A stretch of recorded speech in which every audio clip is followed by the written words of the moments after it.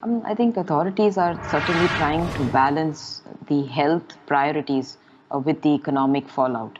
And you really need to break the transmission to ensure that this doesn't become a full-blown societal issue. So in that prospect, I would think that the reimposition of the restrictions in Jakarta were timely. We also need to note that these are not as strict as the first phase. But these are certainly stricter than the transitional phase, right? So there are more non-essential sectors that are open, but with capacity constraints.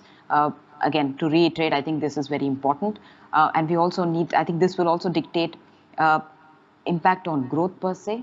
So Jakarta it makes up about a fifth almost a fifth of overall growth in Indonesia. And we have seen the other two pockets, East Java and West Java, also making a big proportion of overall cases. So if it's a Jakarta-specific issue, we would think that there will be some growth impact.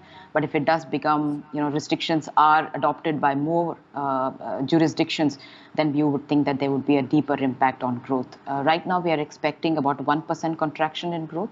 But I think as the year passes by, we might see a bit of downside risk to this number.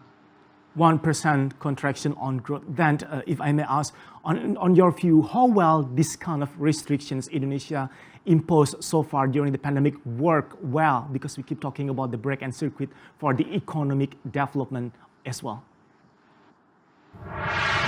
So in Indonesia's case, I think one thing we should note is that the first restrictions that were put in were not as stringent as some of the other economies. Let me take two examples. India and Philippines are two examples in this region who put rather stringent measures in place, and it was complete shutdown. But in Indonesia's case, it was more to do with movement restrictions as well as non-essential sectors not being operative. I think that was in a way probably trying to walk a tightrope between maintaining the economic impact, also because informal sector has a very big presence, so you don't want to impact it in a very adverse manner. So that phase is, I think, behind us right now. What are two other factors that we would be looking at? I think one aspect is that in terms of total number of cases, of course, I think in ASEAN, Philippines has overtaken Indonesia. But I think we would be looking at testing, how fast the testing continues to increase right now per million basis at about 10,000 in Indonesia. I would think the testing goes up, you'll get a better handle on the spread. And the second is the positivity rate, meaning how many people are positive for X number of people being tested. Right now, it's over, above what the World Health Organization believes is normal.